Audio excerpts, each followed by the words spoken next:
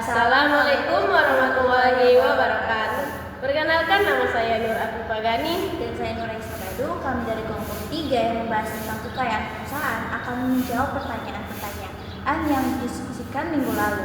Baik, saya akan menjawab pertanyaan dari kelompok 1, yaitu pertanyaannya, di dalam dokumen diidentifikasi beberapa masalah seperti penyalahgunaan aset oleh pengurus dan penyitaan aset akibat kepailitan. Dari sudut pandang manajemen hukum perusahaan, langkah pengawasan dan pengelolaan seperti apa yang harus diterapkan untuk mencegah terjadinya penyalahgunaan aset oleh direksi atau pengurus perusahaan? Yang pertama, langkah pengawasan dan pengelolaan untuk mencegah penyalahgunaan aset oleh pengurus dari perspektif manajemen hukum perusahaan. Mencegah penyalahgunaan aset oleh direksi atau pengurus dapat dilakukan melalui implementasi good corporation governance yang ketat. Antara lainnya itu, yang pertama ada penerapan prinsip dual control, yaitu memastikan bahwa keputusan pelepasan, penjaminan, atau pengalihan aset tidak berada di tangan satu orang, misalnya itu hanya direktur utama, melainkan harus melalui persetujuan bersama, yaitu dengan direksi lain dan pengawasan dewan komisaris. Yang kedua itu ada pembatasan kewenangan. Dalam anggaran dasar perusahaan harus diatur secara jelas batasan nilai nominal aset yang boleh dikelola langsung oleh direksi. Untuk aset di atas nominal tertentu, misalnya aset bernilai material, itu wajib mendapat persetujuan dari Rapat Umum Pemegang Saham atau RUPS. Kemudian ada sistem audit internal dan eksternal yang independen, melakukan audit kepatuhan secara berkala untuk mendeteksi adanya benturan kepentingan atau transaksi afiliasi yang merugikan perusahaan.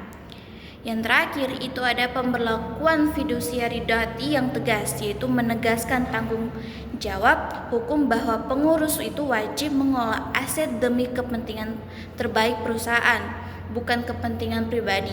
Jika melanggar, mereka itu dapat dituntut secara pribadi berdasarkan pasal 97 Undang-Undang Perseroan Terbatas. Jadi, kalau dirangkum dalam satu kalimat, intinya itu biar aset perusahaan itu nggak dimaling atau disalahgunakan sama bos atau pengurus, itu kuncinya itu adalah perketat pengawasan, batasi wewenang mereka secara hukum, rajin diaudit, dan siap-siap tuntut secara pribadi kalau mereka itu berani macam-macam. Jadi simpelnya itu jangan kasih satu orang pegang kendali penuh, harus selalu ada yang mantau. Baik, saya akan menjawab pertanyaan dari kelompok 2, yaitu kekayaan perusahaan adalah seluruh harta yang memiliki nilai ekonomi. Apakah semua harta yang dimiliki perusahaan otomatis termasuk kekayaan perusahaan, atau ada syarat tertentu agar suatu harta dapat dikategorikan sebagai kekayaan perusahaan? Nah, tidak semua harta yang berada di lingkungan perusahaan otomatis menjadi kekayaan perusahaan. Ada syarat hukum dan akuntansi tertentu agar suatu harta diakui sebagai aset atau kekayaan perusahaan. Nah, yang pertama itu ada aspek legalitas kepemilikan atau title dan ownership. Harta tersebut harus secara hukum diatasnamakan perusahaan atau telah dialihkan hak kepemilikannya kepada perusahaan, misalnya melalui akta jual beli, sertifikat, atau modal yang disetor. Dan yang kedua itu adalah diperoleh dari transaksi masa lalu. Harta tersebut harus lahir dari peristiwa atau transaksi sah yang sudah terjadi, bukan hanya sekedar rencana. Dan yang ketiga itu ada kendali atau kontrol.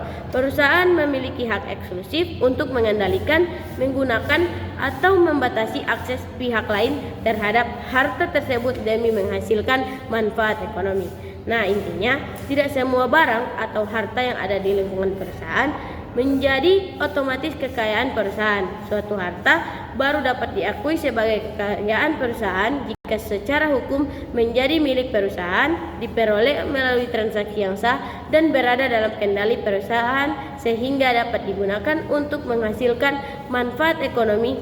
Nah, selanjutnya itu saya akan menjawab pertanyaan dari kelompok 4. Pertanyaannya, apakah aset tidak berwujud dapat lebih bernilai dibanding aset tetap?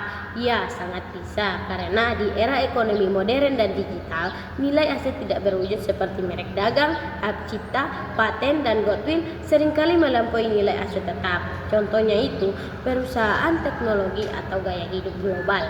Nilai fisik dari kantor atau pabrik mereka mungkin hanya jutaan dolar, namun nilai merek atau algoritma paten mereka bisa mencapai ratusan miliar dolar besar karena kemampuan merek tersebut dalam menarik loyalitas konsumen dan mendatangkan keuntungan secara finansial berkelanjutan di masa depan. Jadi intinya, aset tidak berwujud seperti merek dagang, hak cipta, paten, dan goodwill dapat memiliki nilai yang jauh lebih besar daripada aset berwujud seperti tanah, gedung, atau mesin. Hal ini karena aset tidak berwujud mampu memberikan keuntungan ekonomi yang besar dan berkelanjutan bagi perusahaan, terutama di era digital saat ini. Sebagai contoh, banyak perusahaan teknologi memiliki nilai merek dan teknologi yang jauh lebih tinggi dibandingkan nilai aset fisiknya. Baik, selanjutnya saya akan menjawab pertanyaan dari kelompok 5, yaitu mengapa pemisahan kekayaan perusahaan dan kekayaan pribadi pemilik itu sangat penting dalam perseroan terbatas.